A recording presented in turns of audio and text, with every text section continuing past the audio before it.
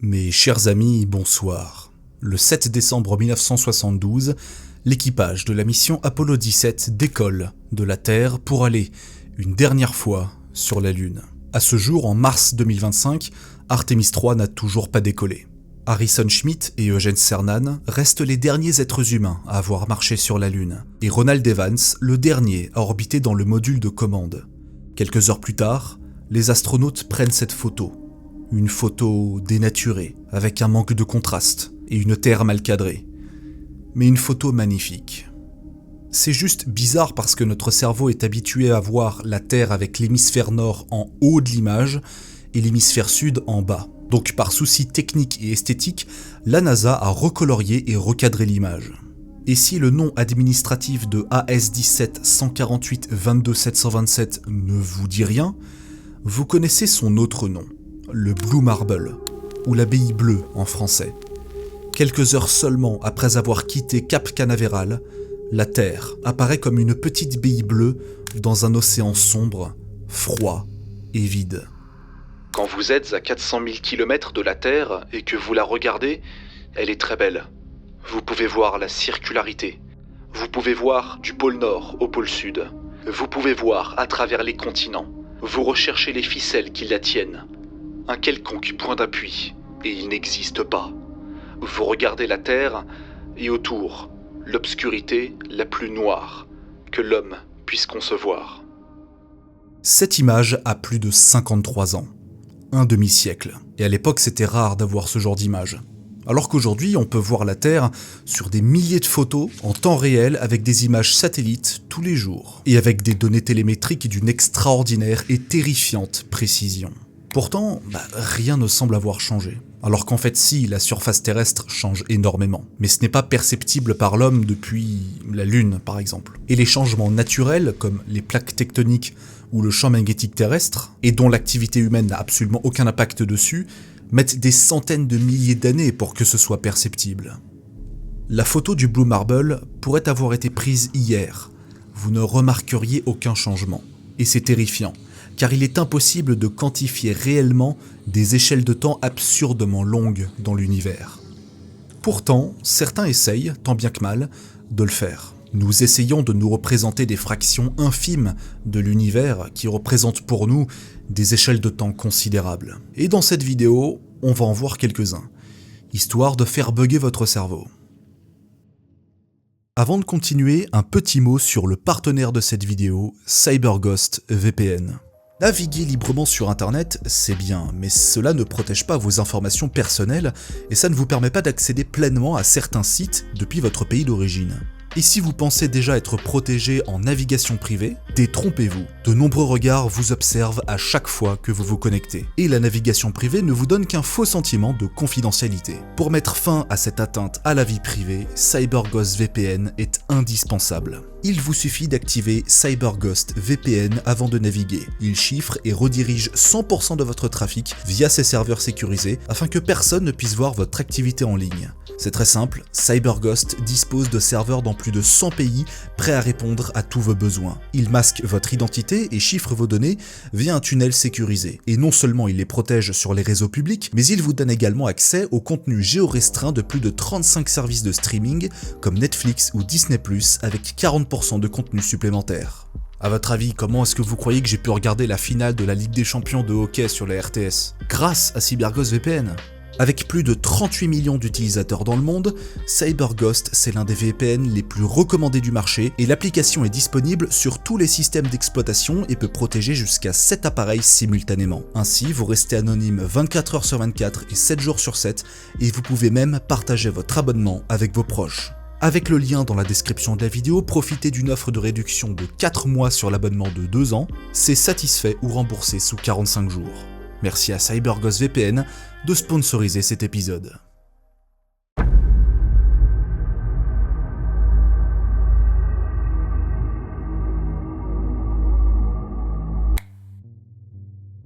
Bon, comme je l'ai dit juste avant, il y a une différence entre ce que nous percevons de la Terre et les changements réels à sa surface. Parce que oui, elle change plus rapidement que prévu, parce que l'activité humaine transforme les écosystèmes, en bien comme en mal. Surtout en mal. S'il faut des milliers d'années pour percevoir des changements issus de l'érosion ou même du mouvement des étoiles dans le ciel nocturne, il ne faut que quelques décennies pour constater les dérèglements causés par l'activité humaine. La dernière ère glaciaire dans l'hémisphère nord date d'il y a 12 000 ans, et la prochaine devrait arriver d'ici 50 000 ans, sauf si le dérèglement climatique l'avance ou la retarde en fonction des conséquences. 50 millénaires, c'est tellement loin dans le futur qu'il est impossible de s'y projeter. À titre de comparaison, l'invention de l'écriture, c'était il y a 7000 ans seulement dans le passé. C'est là toute l'ironie de la chose. Les changements à la surface sont perceptibles très rapidement, mais beaucoup moins depuis l'espace. Si on s'éloigne suffisamment de la planète, on a l'impression que rien n'a changé depuis la photo du Blue Marble. Mais une impression seulement. Voici une série de photos prises dans la petite bourgade de Lake Como, en Pennsylvanie aux États-Unis, toujours exactement au même endroit. La première image date de 1909. Puis au fil du temps, de l'exploitation humaine de la forêt, des conditions naturelles, on perçoit un énorme changement. Mais depuis l'espace lointain, il n'en est rien. Dans l'univers, c'est encore pire. Les échelles de temps nécessaires pour constater un changement global sont absolument considérables. On va prendre un cas extrême, la galaxie des antennes, que vous avez sans doute déjà vue tant elles sont connues. Ce sont deux galaxies en train de fusionner par la gravité. On ne parle pas de collision, parce qu'elles sont majoritairement composées de vide. On parle d'interaction. Et on a cette impression d'objet fixe à cause de la surexposition lumineuse des capteurs des télescopes. Si on regarde des centaines de photos prises depuis des décennies, cette interaction nous semble fixe, alors qu'elle est toujours en cours. Le processus a démarré dans un passé incommensurablement lointain, et la nouvelle galaxie, issue des deux qui interagissent entre elles, verra le jour dans 400 millions d'années. Photographier la galaxie des antennes maintenant, c'est comme prendre un cliché d'un sprinter sur la ligne de course, mais juste à une échelle étirée. À l'échelle humaine, tout nous semble fixe. Pourtant, on sait aujourd'hui que les étoiles bougent dans la galaxie. Donc elles bougent aussi dans le ciel nocturne. Seulement, il nous aura fallu des siècles pour le comprendre. Au XVIIIe siècle, on s'est rendu compte que certaines étoiles se sont déplacées de quelques millièmes de degrés dans le ciel, et qu'on constate une différence avec les données du XVIIIe siècle et les données du millénaire passé. 1 millénaire pour 1 millième de degré. Donc c'est quand même assez lent. Et on parle d'étoiles qui se déplacent à des centaines de milliers de kilomètres/heure dans la galaxie. C'est vous dire à quel point cette dernière est gigantesque, et que l'espace entre les différentes étoiles l'est tout autant. C'est extrêmement faible et imperceptible à l'œil nu, mais suffisant pour notifier quand même un changement, avant d'en arriver à la conclusion au XXe siècle que les étoiles se déplacent un peu partout dans la galaxie, elle-même une parmi des centaines de milliards, dans un univers avec une forme impossible à imaginer et une taille tellement démesurée que la lumière de certaines portions de notre réalité n'atteindra jamais la Terre. C'est à la fois fascinant et terrifiant, et encore une fois, c'est un processus qui prend un temps considérable. D'ailleurs, petit instant complot, même si ça n'en est pas un, mais les images du ciel vous mentent. Tout le temps. Elles ne sont pas de la bonne couleur, parfois pas de la bonne lumière, ce sont des milliers de fichiers informatiques qui sont calqués les uns aux autres et qui immortalisent une fraction du moment de vie de l'univers sur un point précis, avec une plage dynamique bien précise aussi. Pourtant, quand on voit une galaxie spirale, notre cerveau se la voit tourbillonner autour d'elle-même, et c'est ce qu'elle fait réellement, mais ça prend au bas mot 250 millions d'années. Notre cerveau a horreur du vide et de l'incompréhension lésée par les objets célestes qu'il voit, que ce soit à l'œil nu, que ce soit au travers d'un télescope ou même en regardant des images prises par un télescope. Alors, il relie les points. Il s'imagine une galaxie comme un objet physique à l'aspect mousseux, alors que c'est juste une illusion d'optique. Il s'imagine aussi les mouvements rendus possibles uniquement si on change la vitesse et qu'on augmente d'un facteur 1 milliard de milliards. Là, ça a du sens. Nous sommes obligés de quantifier et de se représenter des choses qui nous sont impossibles de voir. Pourtant, certains arrivent à dépeindre des moments de vie de notre univers. Le champ profond de Hubble, c'est un excellent exemple, même si ça n'a duré que quelques jours d'exposition. C'est une zone restreinte, précisément 1/14 millionième du ciel, qui a été choisie spécifiquement parce qu'on pensait qu'il n'y avait rien de particulier.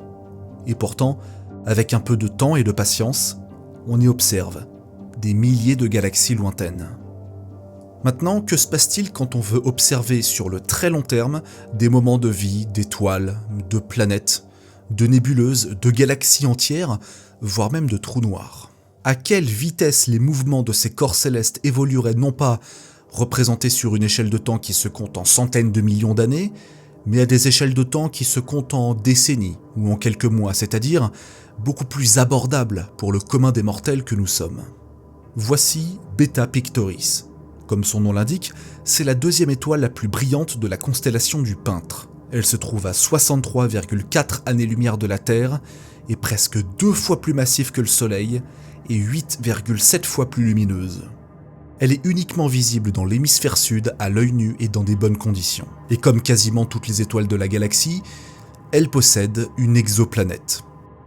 Encore faut-il la découvrir. Et si cette exoplanète, justement, Beta Pictoris b, a été officialisée en 2008, basée sur des observations qui ont commencé en 2003, il est possible qu'on l'ait observée, par erreur, en 1981, et sans que les astronomes de l'époque ne puissent s'en rendre compte. Le point a pu être interprété comme un simple artefact ou juste une étoile dans le fond. Ça la fout mal, et ils ont dû s'en mordre les doigts, parce que si Beta Pictoris b a été officialisé en 1981, et pas 27 ans plus tard, ça veut dire que ce serait la toute première exoplanète officiellement découverte 15 ans avant la première véritable découverte. Donc c'est un système stellaire qui a du bagage, qui a de l'histoire. Mais c'est pas uniquement pour ça que je vous en parle. Ça, c'est un timelapse, une imagerie réelle en radar de l'orbite de l'exoplanète autour de Beta Pictoris, dont l'image est centrée sur elle. Évidemment, il est impossible de détecter l'exoplanète sans masquer l'étoile par un disque, parce qu'elle prend beaucoup trop de lumière. C'est déjà une chance d'avoir l'orbite pile dans l'axe de la Terre, et qui effectue un transit. Mais surtout, c'est le temps qui est en jeu ici. Une observation du 9 novembre 2003 au 7 février 2020.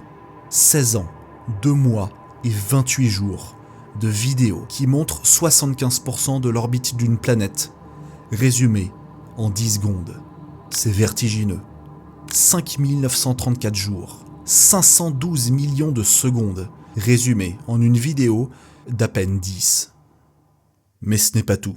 Si Beta Pictoris b est un exemple de niche, d'autres sont bien connus, notamment le fameux Sagittarius A star. C'est le trou noir supermassif au centre de la galaxie, littéralement, parce qu'en plus de se trouver à l'intérieur du bulbe galactique, la région la plus dense et peuplée d'objets célestes, il représente aussi le foyer gravitationnel principal de la Voie lactée. Vous êtes littéralement en train d'orbiter autour d'un trou noir supermassif à 25 000 années-lumière. Des études menées sur les étoiles proches du trou noir ont montré des étoiles qui suivent exactement ce qu'on attend d'elles orbitant autour d'un objet aussi massif. Quand même, 4,3 millions de fois la masse du Soleil. Et comme la Voie lactée est une galaxie spirale, le trou noir influence sa rotation, sa structure et son évolution. C'est justement ce qu'a démontré Reinhard Hensel et Andrea Ghez, 2 astrophysiciens qui ont reçu le prix Nobel en 2020. Le mouvement des étoiles, c'est important parce qu'il a permis des observations prolongées et très précises sur des étoiles pendant plus de 30 ans. 3 décennies complètes. C'est beaucoup. Ils ont utilisé plein de télescopes comme le VLT au Chili, l'observatoire de Keck à Hawaï et même le télescope spatial Hubble en orbite basse. Le but est de suivre le mouvement des étoiles les plus influencées par le trou noir, et on peut les voir bouger et accélérer de manière spectaculaire lorsqu'elles s'approchent de lui à quelques dizaines de milliards de kilomètres. Il existe plusieurs versions du timelapse, soit en imagerie brute et réelle, soit avec des infographies. Ce que vous voyez là, c'est une série de vidéos qui dure plusieurs décennies. Et c'est juste exceptionnel. On peut voir, pendant un laps de temps si long pour nos vies humaines, une fraction d'un moment de vie du centre de la Voie lactée. Le nombre d'images, de stockages, de ressources, d'argent nécessaire à la réalisation de l'un des plus ambitieux films scientifiques jamais réalisés par l'homme, et accessoirement l'un des plus longs, doit être astronomique. Au sens propre, comme au sens figuré. Mais tout ceci fait du sens quand on part du principe que le temps s'écoule comme nous on le perçoit. Certains insectes perçoivent le temps beaucoup plus lentement, ce qui explique en partie pourquoi est-ce que les moustiques ont des réflexes de ninja quand on veut les écraser. Si, littéralement. Et là, je ne parle pas d'une dilatation temporelle suite à un trou noir ou aller à la vitesse de la lumière. Les moustiques sont autant sujets à la relativité restreinte que nous. Imaginez une race extraterrestre gigantesque qui perçoit le monde en une seconde, ce que nous percevons en un siècle. Leur vision de leur monde, de l'univers, du cosmos lointain et de comment ils l'interprètent serait très différente. Mais ça, c'est une autre histoire. Cette vidéo est à présent terminée et elle vous a été proposée par CyberGhost VPN qui vous offre 83% de réduction, soit 2,3 € par mois et 4 mois gratuits sur l'abonnement de 2 ans. Protégez votre vie privée, accédez à des contenus exclusifs et faites des économies avec CyberGhost. Essayez-le sans risque grâce à notre garantie, c'est satisfait ou remboursé sous 45 jours. Vous pouvez aussi vous abonner à ma chaîne YouTube, partager mon travail, mettre un petit pouce bleu, un commentaire et activer la cloche pour ne pas rater les prochains épisodes. Merci à vous pour votre soutien et moi je vous dis à très bientôt. Salut.